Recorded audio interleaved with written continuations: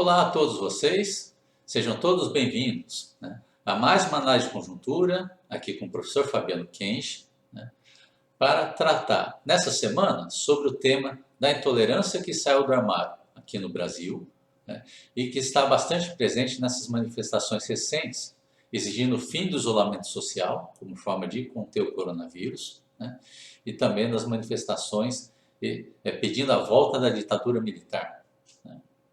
E antes da gente começar a falar sobre esse tema, é sempre bom lembrar também que a questão da intolerância, seja contra a população negra, seja contra a população mais pobre, seja contra as mulheres, seja contra a população indígena ou contra o público LGBT, ela sempre esteve presente aqui no Brasil, embora ainda um pouco escondida, seja nos índices de violência, seja nas relações em um ambiente de trabalho, ou também nas relações de sociedade.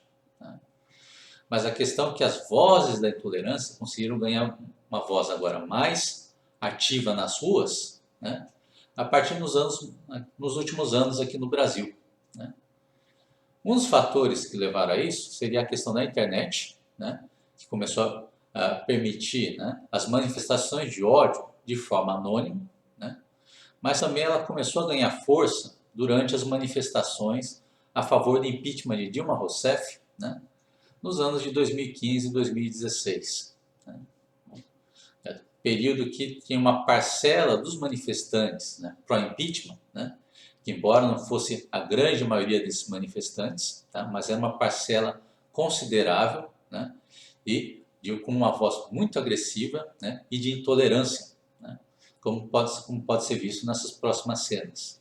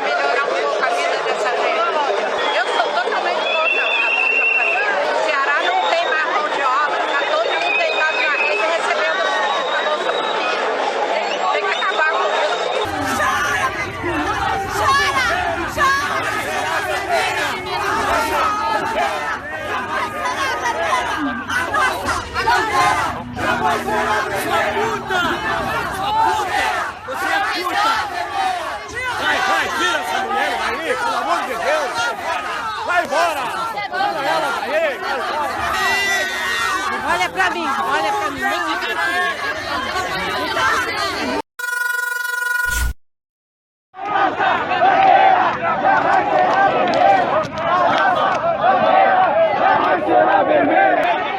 Quem mudou o nome também? Quem mudou o nome da barraca também? Ela tem direito de fazer! Ela tem direito! Isso é crime! E só para constar que aquela bandeira vermelha que estava na última cena, que incitou o ódio dos manifestantes, ela não era uma bandeira de incentivo ao comunismo no Brasil, mas sim uma imagem para representar a amizade entre o Brasil e a Bélgica, que tem a cor vermelha dentro da sua bandeira. Só para vocês verem qual que era o nível de intolerância e ignorância que estavam presentes nessa agressão. E, esse tipo de manifestações, esse tipo de discurso de ódio, antigamente ele era parcialmente contido por uma regra social de que aqueles que tinham esse ódio dentro de si, eles temiam ser denunciados e processados na sociedade brasileira. Mas acontece que nesse caso particular, essas mensagens de ódio e intolerância, elas eram omitidas por grande parte da grande mídia no Brasil. Principalmente no caso da TV Globo, que além de omitir essas mensagens de ódio em sua transmissão, elas também faziam um incentivo aberto para a participação nessas manifestações a favor do impeachment de Dilma Rousseff, né, como se fosse um show.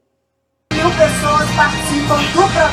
6.000 manifestantes até esse momento. Agora essa multidão tem 15.000, agora são 30.000 manifestantes. Esse ato pede a saída da presidente Dilma Rousseff. O brasileiro vai continuar a partir de agora pacífico, mas nunca mais um povo passivo.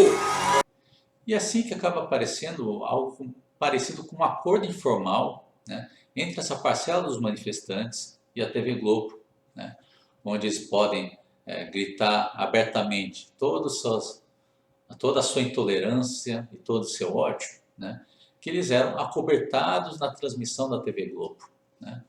A única condição é que esses parcelas manifestantes elas simplesmente não tinham que gritar junto, fora Dilma, fora PT, né, seguindo os interesses dos donos milionários da TV Globo, né.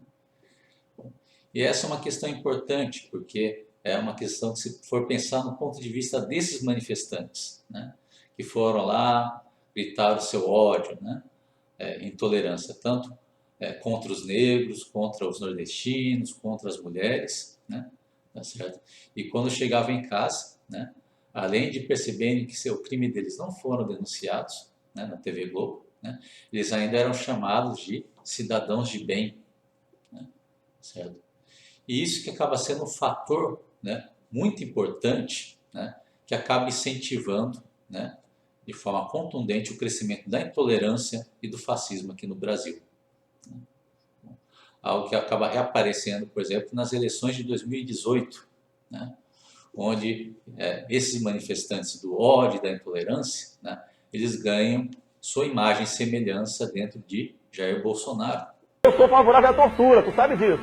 E o povo é favorável a isso também. O pessoal fala que discriminação. Agora, você de casa contrataria um motorista gay para levar seu filho na escola? Tá na cara que não. O afrodescendente mais leve lá pesava 7 arrobas. Não fazem nada. Eu acho que nem para procriadores serve mais. Só que o interesse da Casa Grande, né, representada pela grande mídia, pelos empresários mais ricos do Brasil e pela parte corrupta do judiciário brasileiro, né, eles torciam pela eleição de Bolsonaro, né, principalmente no segundo turno, onde se chegou numa decisão, né, na disputa eleitoral entre Jair Bolsonaro e Fernando Haddad, né. Bom, então, com esse interesse, a Casa Grande acabou concedendo várias cortesias a Jair Bolsonaro durante as eleições, né.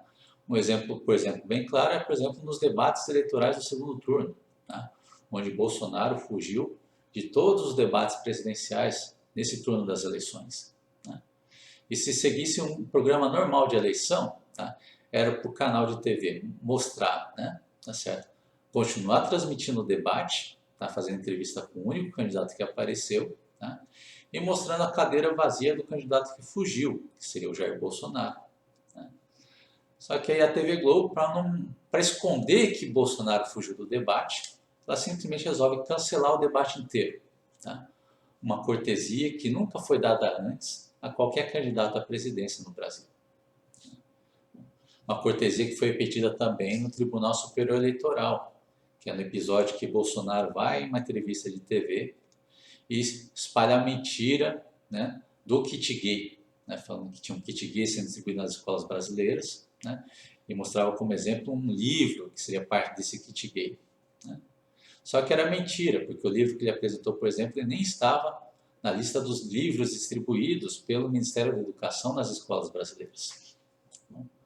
Então, frente a esse fato concreto, né, o Tribunal Superior Eleitoral, em um primeiro momento, né, soltou uma decisão confirmando que o kit gay é uma notícia falsa, né, e tinha proibido o Bolsonaro de repetir essa mentira durante a campanha eleitoral, né. Só que, né, Bolsonaro, logo em poucas semanas depois, resolve repetir de novo essa mentira em sua campanha eleitoral, em seus programas de inserção, nas entrevistas seguintes, né, tá certo? Então ele ignora a decisão do Tribunal Superior Eleitoral para continuar repetindo a mentira do kit gay, né. E, de novo, em uma eleição normal, se você tem um candidato que ignora, desrespeita, né, tão abertamente essa decisão de um tribunal eleitoral, seria normal se esperar a cassação imediata de sua candidatura. Só que como a grande parte do TSE torcia pela eleição de Bolsonaro, tá? Então o Tribunal Superior Eleitoral simplesmente resolveu assobiar e olhar para o lado e fingir que não aconteceu nada. Outra cortesia dada agora pela parte corrupta do judiciário brasileiro, né? Fato que já foi questionado, né, dentro do Tribunal Eleitoral nessa questão e até hoje não foi dada uma decisão, né? Bom, e tudo para ajudar a esconder, né, a falta de projeto de Jair Bolsonaro para a presidência e também todas as suas mensagens de ódio e intolerância, né? E todo esse discurso de ódio e intolerância de Bolsonaro, né, sobre aquela tropa, né, de seus apoiadores, né, tá certo, levaram ao aumento das violências nas eleições de 2018. Né, foram refletidas também no segundo turno. Né, violência que levou durante as eleições ao assassinato, por exemplo, do mestre de capoeira e compositor Moa do Catendê. Né, certo? Então era uma situação que agora a grande mídia não podia acobertar, né, a intolerância desse público, como eles fizeram nas manifestações de 2015 e 2016. Né? Então a solução que eles encontraram foi atenuar, né, e esconderam isso dentro de uma falsa, né, polarização da violência nas eleições de 2018. Falavam que nessas eleições de 2018 teve uma polarização da violência, né? Ficava falando, por exemplo, que esse episódio de violência constrangia os dois lados da eleição, né? Tá certo? Tá bom, para dar uma falsa impressão de polarização da violência, como se a quantidade de violência pelos bolsonaristas fosse igual à quantidade de violência dos apoiadores de Fernando Haddad, né? Só que não é isso que aparece nas próprias pesquisas, né? Onde, por exemplo, tem essa pesquisa feita pela Pública, mostrando, por exemplo, né, que 46, né, atos de violência foram cometidos pelos eleitores de Bolsonaro, enquanto foram cometidas apenas 4 agressões contra eleitores de Bolsonaro. Né, isso no segundo turno das eleições de 2018. E essas manobras, então, foram parte, né, do que ajudou Bolsonaro a ser eleito presidente do Brasil. Né? Manobras que se concentraram principalmente em esconder, né, toda a intolerância e preconceito que estavam, né, dentro do discurso de Jair Bolsonaro, né, e também procurando diminuir, né, os episódios de agressão cometidos por essa parcela, né, da população, né, que pratica então a intolerância e o fascismo no Brasil e que a partir daquele momento começa a fazer parte agora da tropa de bolsomínios ligados ao presidente fake news Jair Bolsonaro, né? O que nos leva agora aos episódios mais recentes, né, no momento que o Brasil, né, está sendo atingido de forma direta pela crise do coronavírus, né? E você tem aquela que essa mesma parcela, então, né, da população que foi protegida pela grande mídia em 2015 e 2016, foi protegida nas eleições de 2018, né? Agora retornam para fazer as manifestações agora, pedindo o fim do isolamento social, né? Certo? Que é a única medida que está sendo se mostrando efetiva para conter o coronavírus, né? E como é de praxe dessa tropa, né, bolsonarista, né, eles fazem episódios de agressão, né, também fazem bloqueios de trânsito e buzinaços na frente de hospitais, né, e também resolveu interferir num protesto pacífico que estava sendo feito por profissionais de saúde em Brasília, né, pedindo por melhores condições de trabalho a esses profissionais que estavam na frente, né, do combate ao coronavírus no Brasil.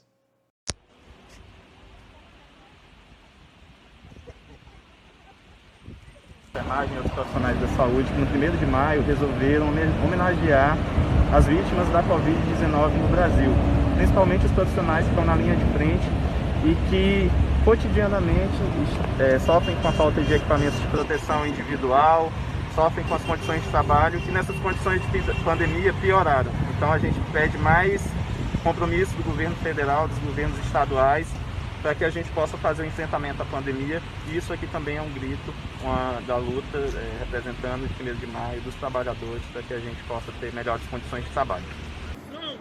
Esses sindicatos Gravou? Quer gravar pertinho? Hoje vocês estão ganhando um salário mais ou menos, amanhã vocês ganham $50. 50 dólares. Pessoas, eu tenho filhos que são enfermeiros, eu tenho filhos que são médicos e eles não estragam a nação. Não saio daqui. Eu não saio daqui. E vocês amanhã vão pagar por tudo que vocês estão fazendo com a nação, sendo covardes, se apoiando no que vocês estão fazendo. São analfabetos funcionais. São, e são mesmo. Vai ganhar $50. Vai ganhar $50. Vocês consomem o nosso fruto do suor de construirmos essa nação. O dia que os empresários pararam de trabalhar nessa terra, vocês não recebem mais. Vocês não recebem mais. Esquerdopatas. É só isso. Gravou direitinho, meu rosto? Esquerdopatas. Bem direitinho, tá bom? Esquerdopatas. Vocês vão perder. Vocês vão perder. Logo que eu sinto o cheiro da sua pessoa que não toma banho direito, esse cheiro que não passa um perfume, a gente entende quem você é. Entre os agressores, nesse episódio grotesco, nós temos o nome de Renan da Silva Sena, né, que se diz, né, missionário evangélico, né, e no momento desse episódio ele era funcionário terceirizado no Ministério da Mulher, Família e Direitos Humanos, de Damares Alves, né, lá do desgoverno Bolsonaro. Né. Outra agressora, né, aquela que estava vangloriando os empresários aqui no Brasil, surpresa, surpresa, ela é empresária. Ela é Marluce Gomes, ela é empresária na cidade de Palmas, aqui mesmo no estado do Tocantins. Bom, aí essas duas pessoas já foram interrogadas pela polícia, né?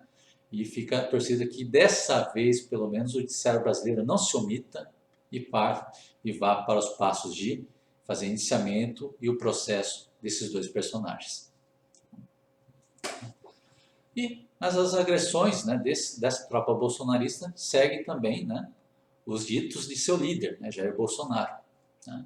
Bom, e que agora também faz os ataques à grande imprensa brasileira. Né? Agora que ele se encontra em campos opostos, né, principalmente após a saída de Sérgio Moro, né, certo?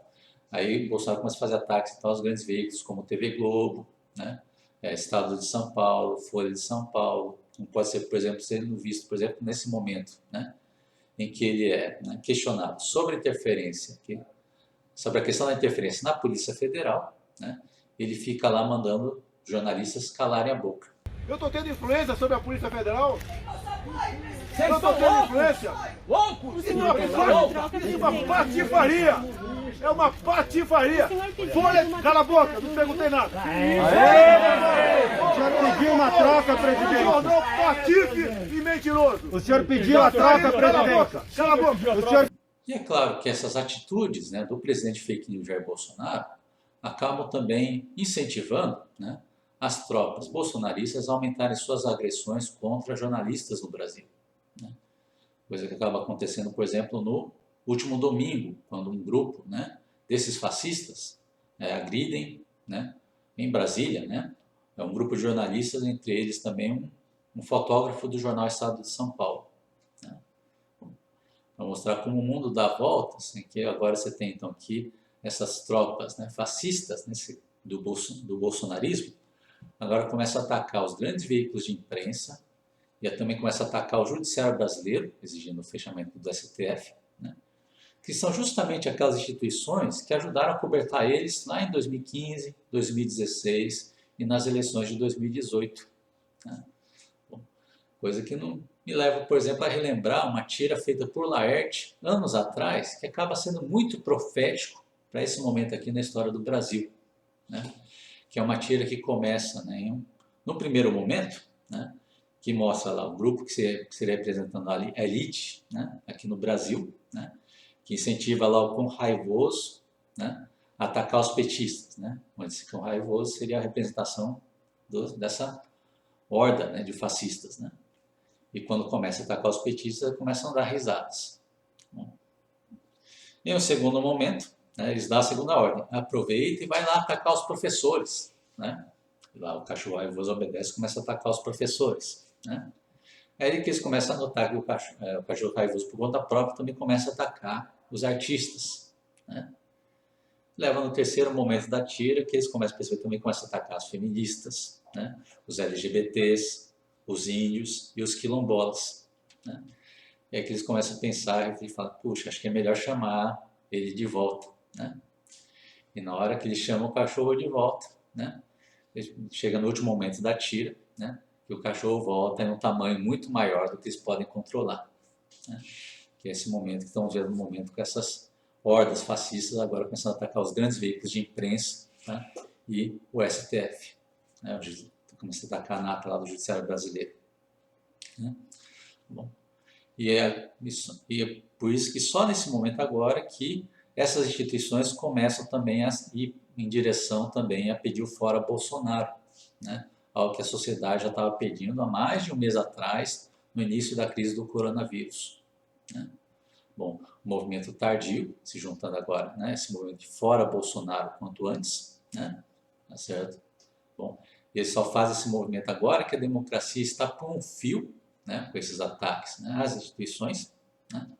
Tá bom. Então agora fica a torcida de que esse movimento não esteja sendo feito tarde demais. E com isso, nós encerramos nossa apresentação de hoje, né? Espero que vocês tenham gostado desse vídeo, né? Se gostaram, então, só peço a vocês para apertar o botão de curtir aí embaixo no canal do YouTube, né? E também ajude a compartilhar esse vídeo para ajudar na sua divulgação, né? Certo? E caso esteja interessado, né, tem um botão de inscrição também ao canal do lado aí do vídeo. Então agradeço a atenção de todos vocês e voltamos na semana que vem.